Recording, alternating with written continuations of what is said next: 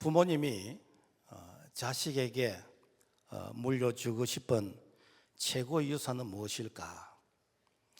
일반 사람들은 돈이라고 생각하고 부동산, 또 주식이나 그래서 재산을 물려주고 싶은 게 부모님의 한결같은 마음입니다. 어떤 가정은 부모님의 장례식 날이 이렇게 재산 분배 때문에 형제들끼리 싸우고 어쩌면 그 날이 서로가 원수가 되는 날이기도 합니다. 그렇다면 오늘 우리 그리스도인들은 뭘 유산으로 물려주고 싶을까? 다는 아니지만 일반적으로 그리스도인들은 믿음을 자녀들에게 유산으로 물려주고 싶어 한다라는 것입니다. 그 이유는 믿음이 최고의 선물이다, 마스터 키와 같다라는 것입니다. 그래서 믿음이 금보다도 귀하다고 성경은 말씀하고 있습니다. 베드로서 1장 7절 보면은 너의 믿음의 확실함은 불로 연단하여도 없어질 금보다 더 귀하여 예수 그리스도께서 나타나실 때에 칭찬과 영광과 존귀를 얻게 하실 것이니라고 하고 있습니다. 뿐만 아니라 예수님이 백부장의 그 하인을 고치실 때 백부장의 그 믿음을 칭찬하셨습니다. 마태복음 8장 13절에 보면은 예수께서 백부장에게 가라 너 믿음대로 될지어다 하시니 그 즉시 하인이 나으니라. 그러니까 성경은 믿음으로 하지 않는 것은 죄라고 했습니다. 자, 그런데 진짜 믿음을 유산으로 물려주고 싶다면은 부모가 자식들 앞에서 믿음의 본을 보여야 한다라는 것입니다. 자식은 믿음을 머리로서 지식으로 배우는 것이 아니고 보면서 배운다라는 것입니다. 하나님 앞에서 믿음으로 살면 반드시 하나님께서 너에게 믿음이 있느냐 믿음대로 될지라고 말씀하실 때에 오늘 우리는 부끄럽지 않는 믿음, 오늘 우리가 정말 믿음으로 복받는 모두가 되기를 주님의 이름으로 축복합니다. 오늘 읽었던 이 성경은 유대인들이 믿음의 유산을 다음 세대에게 전달했던 내용인 것입니다. 그래서 아브라함에서 이삭, 야곱 그리고 요셉까지 이 믿음이 그야말로 엄청난 자산으로서 약 한 400년 동안 전달되어졌다라는 것입니다. 마치 우리가 운동회를 할 때 그 계주 이어 달리기를 할 때에 열심히 뛰어서 앞에 있는 사람에게 바톤을 이어주고 그렇게 하는데 한 번이라도 바톤을 떨어뜨려 버리면은 그 다음 주자가 뛸 수가 없습니다. 그래서 이스라엘 민족은 400년 동안 한 번도 바톤을 떨어뜨리지 않고 계속해서 전달했는데 그렇게 전달했던 결과가 무엇인가? 바로 모세를 통해서 출애굽을 하게 되어졌고 그래서 가나안 땅에 들어가게 되어졌고 뿐만 아니라 이스라엘이 주권 국가로서 1948년 5월 독립을 하게 되어졌다라는 것입니다. 왜 신앙을 유산으로 물려줘야 되는가? 신앙의 유산을 물려주는 것은 바로 신앙의 전통을 교육해야 된다라는 것입니다. 성경은 이 아브라함과 이삭과 야곱을 부를 때에 족장이라고 부릅니다. 이 말은 뭔가 하면은 이스라엘은 역사적으로 신앙의 뿌리에서 출발했다라는 것입니다. 하나님은 아브라함을 이방인 동네 갈대 우리에서 부르시고 믿음의 조상이 되게 했습니다. 그래서 믿음의 결과로서 아브라함에게 하늘의 별들보다도 바다의 모래알보다도 더 많은 믿음의 자녀를 주시겠다고 약속하셨고 그 약속이 바로 백세에서 얻은 이삭입니다. 그래서 믿음이 무엇인가? 믿음을 공부하려고 하면은 믿음의 모델이 되는 아브라함을 배우면은 믿음이 무엇인가라는 것을 배우게 됩니다. 뿐만 아니라 그 아브라함의 아들 이삭을 통해서 우리는 순종이 무엇인가라는 것을 배우게 됩니다. 하나님은 아브라함에게 이삭을 모리아 산에 번제의 제물로 드리라고 했습니다. 원래 이 번제는 짐승을 드리는 것이지 자식을 드리는 게 아니에요. 그런데도 불구하고 하나님이 아브라함에게 너의 독자 이삭을 번제로 드리라라고 했을 때에 이삭은 자기가 죽는 줄 알면서 그 번제의 그 제단에 들어눕게 되어지는, 어쩌면 마지막 1초의 순간이면 죽을 수 있는, 그런데도 불구하고 끝까지 순종하게 되어지는, 그래서 하나님께서 이제야 네가 나를 사랑하는 줄 내가 아노라 라고 하면서 이삭이 죽지 않고 눈을 들어봤을 때 수양의 숯불에 걸려있는 수양을 대신해서 드리면서 여호와 이레, 하나님이 준비하셨다라는 것을 고백하게 되어졌습니다. 그래서 순종을 통해서 아브라함에게 약속했던 그 축복이 이삭에게 그대로 이제 물려주게 되어지는, 그래서 이삭은 아버지 아브라함의 복을 그대로 물려받게 되어졌다라는 것입니다. 그리고 이 이삭의 아들 야곱을 통해서 은혜가 무엇인지에 대해서 배우게 됩니다. 야곱은 이렇게 쌍둥이로 태어났지만은 뒤에 태어났어요. 그게 차자입니다. 그래서 원래 이 축복은 장자권에게 우선권이 있지 차자에게는 우선권이 없습니다.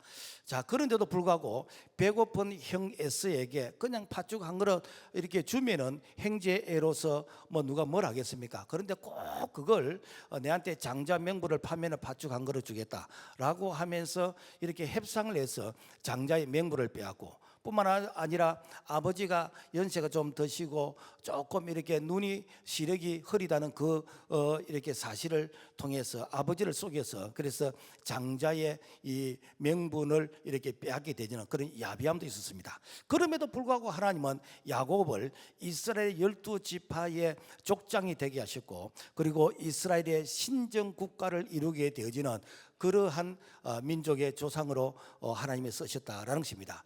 여기서 우리는 야곱을 통해서 참 사기꾼 같은 야곱도 하나님이 변화시켜서 쓰신다, 나 같은 사람도 하나님이 변화셔서 나를 통해서 민족의 그리고 가정의 믿음의 대를 이어가게 하신다라는 것을 우리가 배우게 되어집니다. 자, 이러한 역사적 배경으로 모세가 백성들에게 외칩니다. 출애굽기 3장 15절 우리 같이 한번 읽어볼까요? 시작. 하나님이 또 모세에게 이르시되 너는 이스라엘 자손에게 이같이 이르기를 너의 조상의 하나님 여호와 곧 아브라함의 하나님 이삭의 하나님 야곱의 하나님께서 나를 너에게 보내셨다 하라. 이 말은 엄청난 영적 자산, 약 한 400년 동안 우리 조상의 그 신앙을 대를 이어왔다는 것입니다.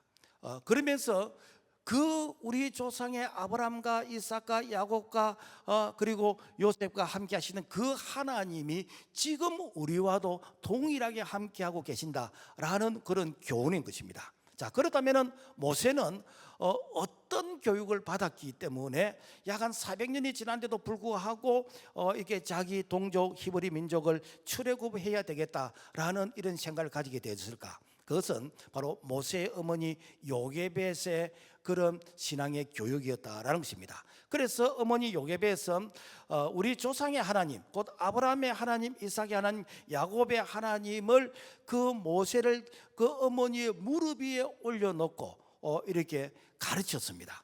그래서 장차 애굽을 떠나서 약속의 땅 가나안 땅으로 가야 된다라는 출애굽의 사명을 어릴 적에, 어쩌면은 이제 말을 배울 때에 그때에 이 모세에게 바로 출애굽의 사명을 가르쳤다라는 것입니다. 그래서 유대 사회는 어머니의 교육이 참으로 중요합니다. 우리가 신약 성경에서 보면은 디모데가 이렇게 목회자이고 선교사였는데 이 아버지는 헬라인이지만 어머니는 유대인이었어요.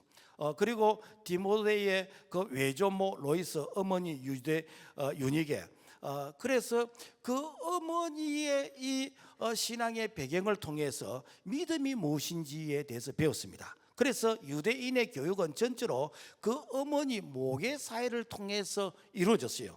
왜 어머니를 통해서 이루어졌는가? 어머니가 유대인이면은 아버지가 이방인 다른 민족이라 할지라도 그 후손은 유대인으로 인정을 해줍니다. 그래서 이 이스라엘이 1948년 5월 그들이 이게 독립할 때 누가 유대인인가? 그래서 아프리카에서 그리고 전 남미에서 아시아에서 전 세계에서 유대인들이 모였는데 이분들이 유대인이다 아니다를 뭘 통해서 인정을 했는가? 어머니가 유대인이면 그 후손을 다 유대인으로 인정을 해줬습니다. 지금도 그래요. 자, 반대로 아버지가 유대인이라도 어머니가 이방인이면은 그 아이는 이방인으로 취급을 했습니다. 그래서 유대인들에게 어머니의 교육은 그야말로 그 민족 후손을 책임지는 그런 교육이다라는 것입니다. 그래서 어머니의 무릎은 자녀가 최초로 이렇게 경험하는 이렇게 교실이 되는 것이고, 그리고 최초의 교사는 바로 어머니다. 그러므로 말미암아 그 어머니가 자녀들에게 어떤 교육을 시키냐에 따라서 그 가문 그리고 그 민족의 그야말로 운명이 달라질 수 있다라는 것입니다. 미국의 마이애미 롱비치 법정에서 있었던 이야기입니다. 남편 없이 이렇게 홀로 두 아이를 키우는데 이 아이들이 너무 개구장이요. 그래서 짝대기를 가지고 병정놀이를 하면서 이게 좀 이 나락에 장난을 치면서 놀았는데 지나가는 그 말에 눈을 찌르게 됐어요. 그래서 이 말이 펄쩍 뛰면서 놀래가지고 그래서 펄쩍 뛰는 바람에 그 말에 탔던 이 신사가 떨어졌는데 그야말로 낭떠러지로 떨어져서 이렇게 죽게 되어졌습니다. 그래서 이 두 아이가 이제는 살인죄로 법정에 서게 되어졌는데 누가 말에 눈을 찔렀느냐라고 판사가 묻는데 서로 자기가 찔렀다는 거예요. 그러니까 찔른 그 아이가 이제 법의 심판을 받아야 되는데 그런데 서로 자기가 찔렀다 그러니까 이게 이 판사가 이게 결정을 하기가 참 힘들었어요. 그래서 어머니를 불렀습니다. 그 어머니를 세워놓고 이 두 아이가 서로 자기가 찔렀다 그런데 어머니가 볼 때에 누가 찔른 것처럼 보이느냐. 그래서 어머니가 결정하는 그 아이가 어쩌면은 이 살인죄에 의해서 이제는 법의 심판을 받고 어쩌면은 사형을 당할 수 있다라는 것입니다. 어머니가 한참 고민을 하더니 둘째 아이가 찔렸습니다라고 하는 거예요. 그래서 판사가 그 둘째 아이가 찔렸다는 근거가 무엇인가라고 물었더니 큰 아들은 전처의 아들이고 둘째 아들은 내가 낳은 아들입니다. 그래서 이게 둘째 아들이 찔렸습니다. 아니 둘째 아들이 찔렸다는 게 이게 무슨 확신이 있냐?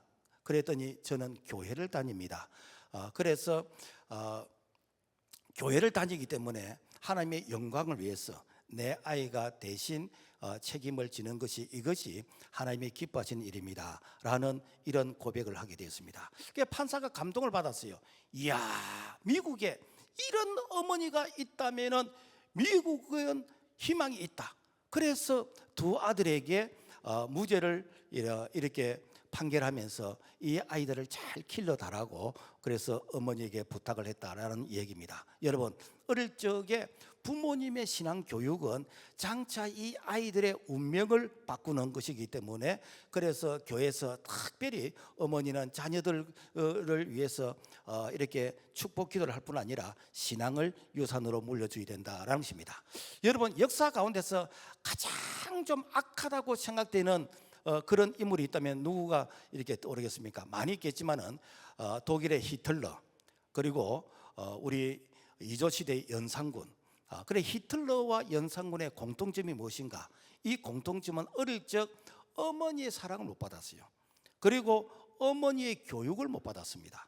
그래서 어머니의 사랑과 교육을 못 받은 자가 결국에는 폭군이 되어지고 그리고 이 백성들에게 엄청난 고통을 줬다. 그러니까 지금도 지도자 중에서 어릴 적 사랑을 못 받은 사람은 백성들을 많이 괴롭힙니다. 머리를 돌리지 마시고. 자, 여러분, 왜 북한이 악한 집단이 되어지는가? 북한에는요 어머니 교육이 없어요. 태어나서 30일부터 3세까지 타가소에 보내게 되지는 것이고 4세에서 5세까지는 유치원에서 양육되는데 어릴 때부터 김일성 주체 사상을 가르치고 사회주의 사상을 배웁니다.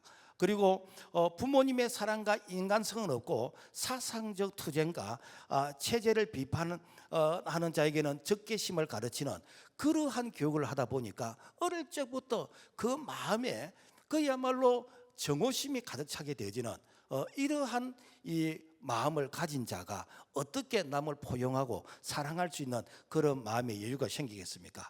오늘날 우리나라에 이게 동성애와 이런 어떤 성 개방 이런 부분들이 자꾸만 보편화가 되어져 가고 있는데, 여러분 참 부모 없이 사생아로 태어난 이런 아이들이 이 타가소에서 이렇게 집단 양육이 될 때 이 아이들이 어떤 이렇게 참 사랑을 느끼겠습니까? 그래서 사랑의 결핍이 어쩌면은 내가 어릴 적부터 채우고자 하는 그런 사랑의 어떤 결핍이 나중에 어른이 되었을 때에 이것이 반사회적 그런 행동으로 나타나게 되어진다라는 것입니다.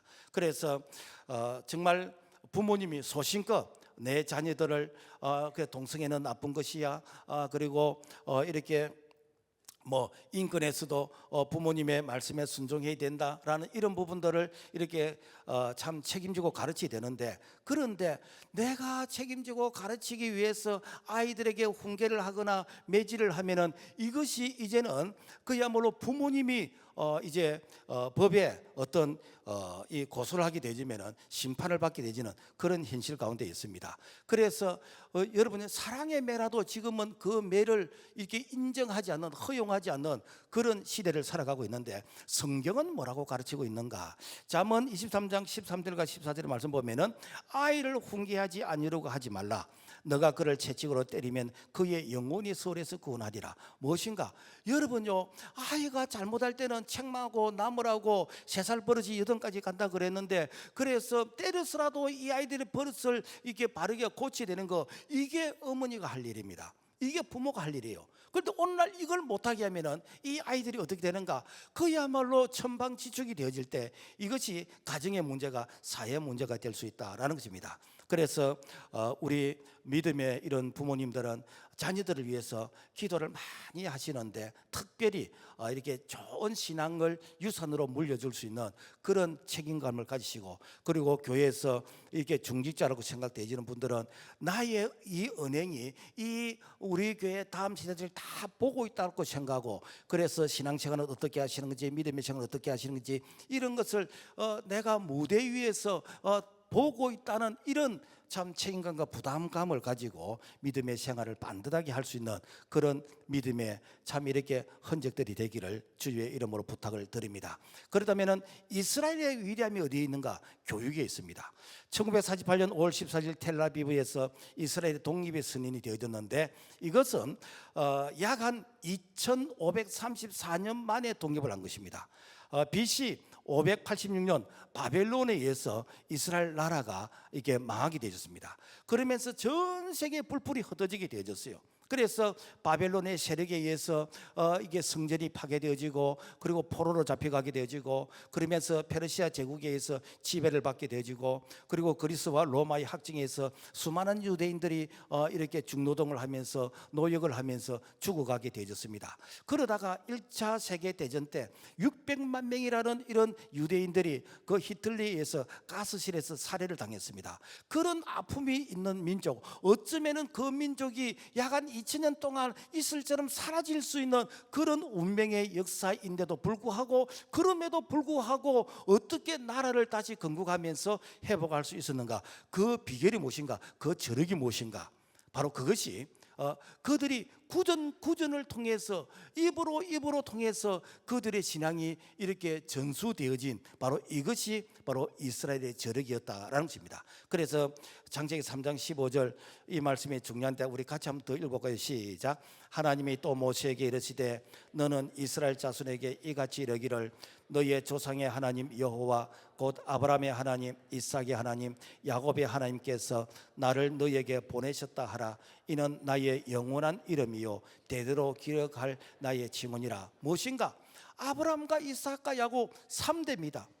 그러니까 뭐 3대가 넘겠지만은 그 3대가 믿음의 생활을 했던 그 믿음의 그 발자취, 그 믿음의 흔적의 유산이 다음 세대들에게 엄청난 영적인 자산이라는 거예요. 그래서 우리 조상의 이렇게 할아버지들이 이렇게 믿음의 생활을 했다, 이런 게 신앙생활을 했다라는 것이 계속해서 할아버지가 손주에게, 할아버지가 손주에게 구전으로 전해진 이것이 400년이 지난 다음에 모세가 출애굽할 수 있는 그 배경이 되어졌고, 그리고 이렇게 바벨론에 의해서 BC 586년 나라가 망했는데도 불구하고 약 2000년이 지난데도 불구하고 그들의 조상의 하나님을 기억했기 때문에 무엇인가 가나안 땅, 지금 이스라엘이 이게 중동 지역에 절대로 물러서지 않는 것은 우리 조상 아브라함 때에 하나님이 주신 땅이라 라는 이 사실을 그들이 확신하기 때문에 어떠한 그런 아픔의 대가를 치러도 그들이 그 땅을 절대로 이렇게 양보하지 않고 그들이 차지하려고 하는 것이 그냥 단순한 땅 욕심이 아니고 그들에게 아브라함과 이삭과 야곱의 하나님의 그 신앙을 그들이 지금도 유지하고 있다라는 것입니다. 그래서 유대인들의 회당의 입구에는 세대에서 세대까지라는 이런 문구가 있어요. From generation to generation. 그래서 세대에서 세대까지. 이는 무엇인가? 그 민족은 그야말로 쫓겨다니는 민족이고, 그 민족은 자기들의 어떤 이 기득권이 없는데도 불구하고, 그럼에도 불구하고 계속해서 할아버지가 손주에게 말로서 전달하고 말로서 전달했던 이 3대의 이 신앙의 이 공유가 지금까지 전해 내려오는데, 이것이 무엇인가? 바로 하브르타 교육이라는 그런 배경이다라는 것입니다.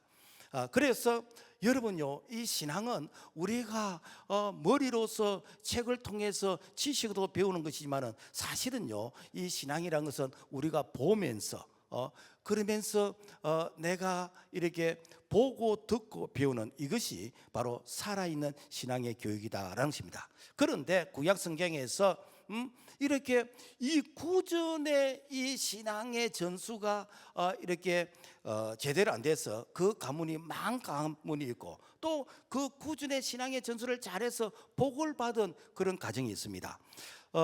이 엘리 제사장의 이 가정에 홈니와 비나스라는 이게 두 아들이 있었습니다. 그런데 이 아버지가 제사장이에요. 지금 말하면 아버지가 뭐 교회에서 목사님이나 뭐 이런 어떤 위치에 있습니다. 그런데 이 자녀가 여호와를 알지 못한다. 어떻게 알지 못했는가? 이 제단에 바치는 이런 제물을 그야말로 제단에 제사를 드리기도 전에, 즉 예배를 드리기 전에 함부로 가져가서 자기네들이 구워 먹고 쌀만 먹고, 그리고 제단에 수종드는 여인들과 간음을 하고 이렇게. 그래서 소문이 안 좋아. 그래서 소문이 안 좋으면 아버지가 뭐라고 해야 됩니까? 야단을 치고 책망을 해야 되고 벌을 주든지 다시는 그런 일을 못하도록 해야 되는데, 애들아, 듣는 이렇게 소문이 별로 안 좋는데 너희들 조금 좀 조심해라 라고 하면서 그냥 간지럽게 그냥 넘어가 버렸어요. 자, 그래서 그 결과 어떻게 되었는가? 블레셋과 전쟁에서 법궤를 빼앗기게 되어지고 하나님의 심판을 받아서 그래서 참 두 아들이 이제 죽게 되었는데, 그 아들이 죽었다는 그 소식을 들은 아버지가 쇼크를 받아서 참 의자에서 넘어졌는데 목이 부러져 죽게 되지는, 결국에 무엇인가? 신앙의 교육의 실패가 한 가문이 망하게 되어졌다는 것입니다. 여러분, 오늘날 세상 공부, 세상 일은 열심히 하는데 우리가 신앙 교육을 제대로 시키지 않음으로 말미암아 그야말로 그 다음 세대 그야말로 신앙이 단절된다면은, 여러분, 이것은 단순히 신앙의 단절이 아니라 축복이 단절되어진다라는 것입니다. 그러므로 우리 이렇게 부모님들은 자녀들에게 내가 뭐 돈 물려주고 싶다, 이것은 어찌 보면은 자녀들 서로 싸우도록 이렇게 동기부여를 하는 것과 같은 것인데, 좋은 그런 신앙을, 믿음을 유산으로 물려주시는 그런 책임 있는 우리의 결단이 되기를 주의 이름으로 부탁을 드립니다. 그런가 하면은 똑같은 시대를 살았는데 이 사무엘은 제사장 가정에서 이 한나가 기도하여서 낳은 아들입니다. 그래서 사무엘은 젖을 때기까지 참 부모로부터 이렇게 기도와 그리고 신앙이 무엇인가를 배우면서 자랐고, 그리고 젖된 이후는 이제 성막에서 엘리 제사장을 도우면서 예배가 무엇인지, 기도가 무엇인지 어릴 적부터 신앙생활에 대해서 이 몸으로서 이제 터득하는 이런 교육과 훈련을 받게 되었습니다. 그래서 똑같이 이게 성전을 섬기는데 엘리 제사장은 듣지 못했던 하나님의 음성을 이 사무엘은 들었어요. 사무엘아, 사무엘아.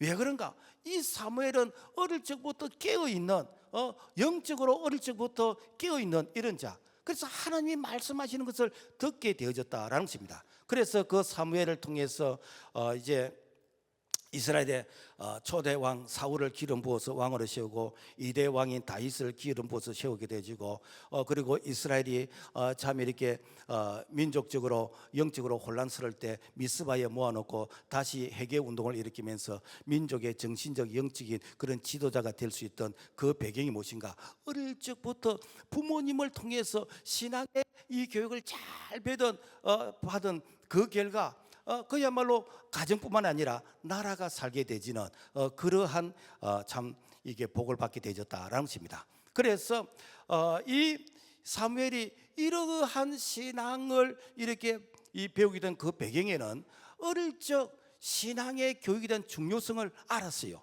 그래서 신명기 6장 4절에서부터 말씀 보면은 이스라엘에 들으라, 오늘 내가 네게 명하는 이 말씀을 너 자녀에게 부지런히 가르치며 이 말씀을 강론할 것이며, 그래서 이 말씀의 좀 구체적인 내용을 보면은 이렇게 누웠을 때든지 앉았을 때든지 길을 걸을 때든지 이 말씀을 강론할 것이고, 심지어는 이게 녹음기가 어떤 그 시절에는 이렇게 단추처럼 옷술에다가 이 말씀을 기록해 가지고 내가 언제든지 이 말씀을 읽고 이 말씀을 내가 이렇게 외울 수 있도록 그만큼 말씀을 가까이 해라. 그래서 그렇게 말씀을 가까이 했던 그 민족은 어떤 시련의 역경이 있다 할지라도 오뚜기처럼 다시 일어서게 되는 것이고 회복이 되어진다라는 것입니다. 그래서 유대인들의 위대함은 무엇이는가? 그들이 비록 포로로 잡혀가고 나라를 잃었다 할지라도 그들이 끝까지 이렇게 붙잡은 것이 무엇인가? 바로 회당. 이 회당은 당시에 이렇게 교육의 그런 장소로도 쓰여지고 예배 장소도 쓰여졌다라는 것입니다. 주 70년 로마의 티토 장군이 예루살렘을 파괴할 때 그때에 약 한 9만 명 정도가 유태인들이 학살을 당했습니다. 그래서 이 예루살렘 이 도시가 완전히 초토화될 때에 그야말로 지금 말하면 잿더미처럼 완전히 초토화될 그때에 유대 지도자 이 라피가 벤 자카리는 이 라피가 이제 그 티토 장군에게 한 가지 건의를 합니다. 모든 걸 다 파괴해도 괜찮습니다. 그렇지만은 우리가 아이들에게 공부할 수 있는 이런 교실 하나만큼은 좀 파괴하지 말고 좀 이렇게 남겨줬으면 좋겠다. 그러니까 들어보니까 별거 아니에요. 뭐 그 정도는 건물 하나 정도는 뭐 이렇게 배려를 할 수 있을 것 같아. 그래서 건물 하나 정도 배려를 했는데 그 건물이 무엇인가?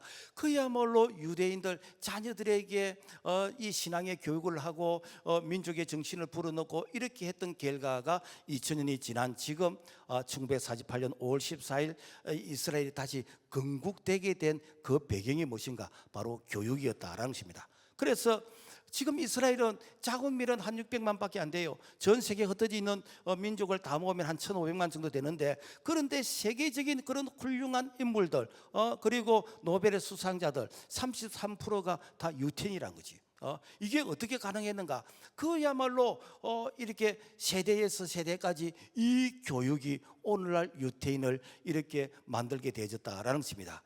오늘 우리나라는 역사 이 교육이 자꾸만 어떤 이념가의 이런 어떤 잣대에 의해서 참 많이 이렇게 혼란을 겪고 있는데, 요즘 아이들에게 뭐 임진왜란이 무엇인지 3.1 독립운동이 뭔지 8.15 강복이 무엇인지 6.25 전쟁에 대해서 별로 관심이 없습니다. 심지어 어떤 아이들은 이렇게 6.25가 남침이 아니고 북침이라고 그렇게 배우고 또 그렇게 또 생각하는 자도 있습니다. 여러분 왜 이렇게 됩니까? 여러분 역사 교육을 제대로 안 배워서 그래요. 역사를 잊은 민족은요 미래가 없습니다. 과거를 모르면 또다시 과거의 아픔을 여러분 반복하게 되어집니다. 그래서 우리는 교회에서 아이들에게 신앙적인 이런 그 가르침도 해야 되고, 뿐만 아니라 정말 이 민족을 위해서 우리의 바른 이런 가치관을 가지고 역사도 가르쳐야 됩니다. 지금 우리나라가 지금 뭐 여러 면에서 뭐 K 문화, K 방산 그러면서 이 한국에 대한 이런 이 전 세계에 참 이 그 가치가 특별히 더 많이 강조가 되어지는데, 그래서 이 세계에서 도대체 대한민국이라는 나라가 어떻게 해서 이렇게 잘 살게 되어졌는가? 그래서 그 원인이 어디에 있는가? 나름대로 연구를 합니다. 우리가 6.25가 끝났을 때 메가드 장군이 앞으로 대한민국은 100년 안에는 재건하는 것이 불가능하다. 왜? 완전히 초토화되어 버렸어요. 그래서 그때 당시에 우리나라 국민소득이 67불, 필리핀보다도 훨씬 못 사는, 세계에서 두 번째로 못 사는 그런 완전히 거지 같은 그런 나라였습니다. 그런 나라가 어떻게 오늘날 세계 경제 10위권이 되어지고 군사 강국이 되어지고 K 문화와 그리고 이게 이 우리나라가 세계에서 제일 잘하는 특허가 20가지가 넘는데요. 어떻게 이렇게 가능했는가? 그래서 조사하고 연구했는데 공통적인 결과가 무엇인가? 대한민국이 정말 이렇게 먹고 살기 힘든 그때에 교육을 시작했다. 그래서 6.25가 끝나고 나서 그때 당시에 학교가 없을 때 천막에서 밖에서 이렇게 이 어무 교육을 했는데 그 결과 그래서 글을 모르던 이런 사람들이 글을 아는 문해율, 그래서 한글을 읽을 수 있는 이런 자들이 그야말로 90%가 넘어갔어요. 그래서 이 세대가 10년이 지나고 20년이 될 때 청년이 되어지고 그리고 이제 20대 30대 됐을 때 그러니까 도면을 볼 수 있고 그리고 이제 뭐 가르치는 데 대해서 이해를 하게 되고, 그래서 오늘날 우리가 경제 성장하게 된 그 배경에는 무엇인가? 교육이 그 역할을 받쳐주었다라는 것입니다. 그래서 오늘 우리 부모님 세대들 참 뭐 지금의 젊은 사람들이 생각할 때는 뭐 부모님이 우리에게 물려준 게 뭐가 있냐 이렇게 생각할지 모르겠는데, 이분들의 세대에서는 그냥 뭐 허리 졸라매고 내가 먹을 것 입을 것 내가 줄여가면서 내 자녀 세대만큼은 이 가난을 물려주면 안 된다, 내 자녀 세대들만큼은 정말 잘 살게 해야 된다, 이러한 이런 일념을 가지고 본인들은 정말 희생한 세대입니다. 정말로 민족의 아픔은 다 겪은 분들이잖아요. 그런데 오늘날 이 세대들은 뭐 그때 6.25 때 먹을 것이 없었고 보릿고개 때 먹을 것이 없었고 그러면은 라면 끓여 먹지요 뭐 이런 얘기는 하고, 사실은 참 이렇게 그 세대의 이 소위 말해서 이 신앙의 교육 그리고 역사의 이런 교육이 단절되면 안 되고 계속해서 다음 세대들에게 교훈되어져야 된다라는 것입니다. 그래서 우리 교회에서는 아이들을 교육할 때에 3대가 함께하는 이런 예배를 드려요. 이렇게 하는 교회가 별로 없습니다. 그래서 3대가 함께 예배를 드리고 그래서 이 부모님의 신앙을 자녀들에게 그대로 전수를 시켜주고 그리고 자녀들도 이렇게 세대 통합을 해가지고 초등학교 1학년부터 고3까지 같이 이렇게 교육을 하는, 이것이 무엇인가? 과거에 우리가 산하 제한을 하기 전에 이 가정에서 자녀 7, 8명 놓을 때 이럴 때에 큰 누나하고 밑에 막내 동생하고 나이 차이가 20살 이상 나고 그랬어요. 그래서 이게 큰행이 군에 갈 때 이 막내는 이제 초등학교 들어가고 그런 시대가 있었습니다. 그래서 그리 해도 다 소통이 다 되었어요. 다 됐습니다. 그 오늘날 이렇게 교육을 자꾸만 세대별로 이게 두부 자르다 보니까 소통이 단절되어 버리는데, 그래서 성경적인 교육은 무엇인가? 세대 통합입니다. 이렇게 해야 다음 세대에 이 문화가 전달되어지고 이 신앙이 전달되어진다라는 것입니다. 자, 그렇다면 우리도 이렇게 신앙의 전통을 다음 세대에게 물려줘야 되겠는데, 성경은 자녀 교육의 책임이 1차적으로 가정이고 그리고 부모에게서부터 시작이 되어진다라는 것입니다. 그래서 신명기 6장 6절에서 7절 말씀 보면은 오늘 내가 너에게 명하는 이 말씀을 너는 마음에 새기고 너 자녀에게 부지런히 가르치며 집에 앉았을 때든지 이 말씀을 강론할 것이며, 그래서 우리가 자녀들에게 특별히 학교 교육만 이렇게 가르치는 게 아니라 신앙 교육을 가르쳐야 됩니다. 왜 그런가? 여러분요, 우리가 다음 세대 신앙의 대가 끊어지지 않기 위해서는 여호와를 알지 못하는 세대가 만들어지면 이것은 비극입니다. 지금 같은 이런 신앙의 교육을 이것이 계속해서 이어진다면 앞으로 한 5년만 되지면요, 여러분 주일학교가 바닥을 치게 되집니다. 지금 현재 기독교가 한 20% 정도 되어지는데 지금 초중고에서 아이들이 학교 급식 시간에 기도하면서 밥 먹는 아이는 2 내지 3%밖에 안 됩니다. 이 아이가 그대로 올라가면요, 앞으로 10년, 20년 되어지면은 기독교가 2 내지 3% 정도 되어지는, 성교학적으로 4% 미만이 되어지면은 미전도 종족이 돼가지고 그야말로 선교 대상이 되집니다. 그러니까 앞으로는 우리가 세계 선교사로 나가는 것이 아니고 아프리카에서 동남아에서 이 대한민국 선교하기 위해서 와야 되는 그런 부끄러운 현실이 다가올 수 있다라는 것입니다. 그래서 정말 우리가 책임 있는 그런 신앙의 교육을 다음 세대에게 물려줘야 된다라는 것입니다. 그런데 오늘 우리가 다음 세대에게 신앙을 물려주고 싶은데 오늘 우리의 이 문화, 오늘 인본주의 이런 타락한 이런 문화가 자꾸만 교회의 이 신앙을 그야말로 대를 끊어 놓습니다. 믿음의 이런 전달의 대를 끊어 놓습니다. 그게 무엇인가? 바로 인본주의의 그런 이 교육학자 그리고 지도자들에 의해서 이런 일들이 만들어지는데, 미국의 교육학자 존 드위는 좀 진보주의자였는데 공립학교에서 기독교의 예배를 다 중단시켜 버렸습니다. 실제로 1962년 이 케네디 대통령은 공립학교에서 모든 예배와 종교활동을 다 금지를 시켰습니다. 그 이후에 어떤 현상이 생기는가? 약 한 20년이 지나서 1980년대 조사를 해봤더니 미혼모 발생이 2.5배로 늘어나고 이혼율이 2배로 늘어나고 강력 범죄가 7배나 증가되어지고, 이게 무엇인가? 바로 무신론의 그런 교육의 결과였다라는 것입니다.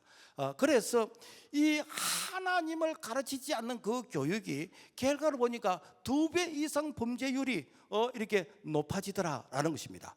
그래서 성경은 우리에게 교훈하고 있습니다. 디모데후서 4장 7절에서부터 말씀 보면은 망령되고 헛되는 신화를 버리고 하나님 아는 것을 대적하여 높아진 것을 다 무너뜨리고 모든 생각을 살아봐 그리스도에게 복종해라. 무엇인가? 세속적이고 타락한 그런 문화를 철저하게 너희들이 걸러서 이런 것을 단절시키라. 이런 것을 아무런 여과 없이 받아들이게 되어지면은 내 세대 다음 세대가 단절되어진다라는 것입니다. 이탈리아의 공산당의 아버지 안토니오 그람시는 폭력적 혁명보다는 조용한 진지적 혁명을 이렇게 강조를 했는데, 그래서 정치, 경제, 사회, 문화, 종교 모든 분야에 그야말로 누룩처럼 이렇게 스며들면서, 그러면서 진화론을 가르치고 유물론을 가르치고 그러면서 무신론 사상을 가르치면서 소위 말해서 공산주의 사상이 교회에까지 깊숙이 들어왔습니다. 그래서 교회에서 이런 것이 잘못됐다고 하면 여기 대해서 열받는 사람이 있습니다. 그 사람은 구원받은 사람 아니에요. 구원받은 사람 아닙니다. 여러분, 교회는요 인본주의가 아니라 신본주의입니다. 교회는 철저하게 하나님의 말씀이 중심입니다. 아무리 교회에서 우리가 다수결에 의해서 결정했다 할때도 성경이 아니면은 그것은 다 무효입니다. 왜 그런가? 우리는 하나님이 중심이고 말씀이 중심이고 주님 피로 값주사진 교회가 중심이 되어야 되는 줄로 믿습니다. 그런데 사회는 자꾸만 이것을 그야말로 아니라고 하면서, 그러면서 그야말로 반성경적인 그런 어떤 문화와 법들을 자꾸만 만듭니다. 심지어는 이렇게 종교단체 해산법이라 가지고 결국은 무엇인가? 교회 해산법이요. 여러분, 과거에는 이런 것들이 언론에 말이나 됐습니까? 그러나 이런 것들은 이 국회에서 이런 것들을 논의하는 단계까지 왔습니다. 사람들이 목사님 설마 되겠습니까? 설마 되든 안 되든 이런 것이 벌써 언론이 됐다는 그 자체가 무엇인가? 교회의 위기다라는 것입니다. 여러분, 이런 상황 가운데서 우리가 어떻게 바른 신앙 교육을 할 수 있겠습니까? 우리가 흔히들 믿음의 명문 가문이 되기를 원한다라는 이런 말을 하는데, 이 명문 가문이라는 것은 그 가정에 얼마나 훌륭한 정치인이 있느냐, 학자가 있느냐, 재벌이 있느냐, 선교사, 목사님이 나오느냐, 이런 것이 기준이 아니고, 우리의 신앙이 내 대에서 끊어진 게 아니라 2대, 3대, 4대 계속해서 이 신앙의 이 전수가 되어지는 그 가문이 명문 가문이라는 거예요. 왜 그런가? 여러분요, 앞으로 내 다음 세대에 이 신앙이 전수된다는 이런 확신, 이런 보장이 여러분 우리가 할 수 없습니다. 여러분 봐보세요.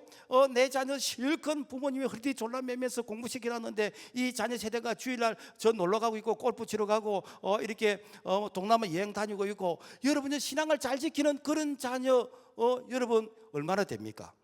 믿음의 명문 가문은요, 신앙의 그런 대를 이어가는 것이요. 우리가 신앙생활 하면서 이렇게 1대, 2대, 3대를 거쳐오신 분들은요, 그 신앙에 깊이가 있고 뿌리가 있습니다. 앉을 자리가 설 자리를 구분하게 됩니다. 그러나 신앙의 1대의 사람들은 쉬운 말로 하면 보고 들은 것이 별로 없어. 세상 말로 하면 본 데가 별로 없어. 그렇기 때문에 내가 앉아야 되는지 서야 되는지, 이런 말을 해야 되는지 말해야 되는지, 이런 부분들이 이렇게 잘 구분이 안 돼. 왜? 신앙의 뿌리가 약하기 때문에. 그래서 신앙의 1대는요, 열심히 배워야 됩니다. 신앙의 1대는 그야말로 내가 보면서 순종하면서 배워야 됩니다. 왜? 신앙의 문화, 기독교의 문화가 그만큼 이렇게 깊지를 않기 때문에. 그래서 우리가 예수 믿는 사람들끼리 만나면은 농담 반 진담 반 이런 얘기를 합니다. 3대째 믿는 사람 집안 아이들하고는 싸우지 말라. 왜 그런가? 3대째 신앙생활 했던 분은 그분들의 그 선조에부터 그 기도와 그 신앙의 백그라운드, 그 믿음의 자산이 엄청나기 때문에 하나님께서 아브라함의 하나님, 이삭의 하나님, 야곱의 하나님, 그 하나님이 동일하게 함께 하시고 계신다라는 것입니다. 그래서 우리 교회의 최고 유산은 무엇인가? 뭐 교회가 건물이 있고 부동산이 있고 그거 아니에요. 뭔가 좋은 신앙을 다음 세대들에게 물려줘야 돼요. 특별히 교회에서 앞선 자들, 중직자들은요, 여러분 책임 있는 신앙생활을 해야 됩니다. 신앙생활을 대충 하면은요, 우리 다음 세대들이 대충 합니다. 신앙생활을 여러분요 삐딱하게 하면은 다음 세대들은 삐딱하게 합니다. 앞에 가는 사람이 반듯하게 걸어가야 뒤에 사람들이 반듯하게 따라오게 됩니다. 그러므로 이렇게 책임 있는 이런 자들은 예수는 이렇게 믿는 것이고 신앙생활은 이렇게 하는 것이고 너희들 내처럼 예수 믿어봐라 라고 할 수 있는 그런 책임 있는 믿음의 걸음을 걸어가야 될 줄로 믿습니다.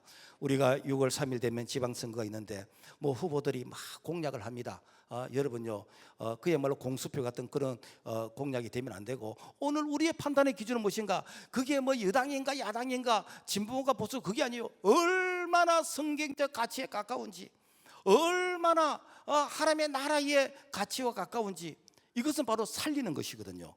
그래서 우리가 성경적 가치에서 판단하면서, 그러면서 정말 이게 어떤 당을 위해서, 개인을 위한 정치가 아니고 정말 나라를 위한 정치, 그리고 국민을 위한 정치, 그 살리는 이런 정치를 할 수 있는 이런 지도자를 우리가 성경적 가치에서 우리가 선별하고 우리가 택해야 되겠다라는 것입니다. 말씀을 맺겠습니다. 신앙의 3대를 이어가시기를 바랍니다.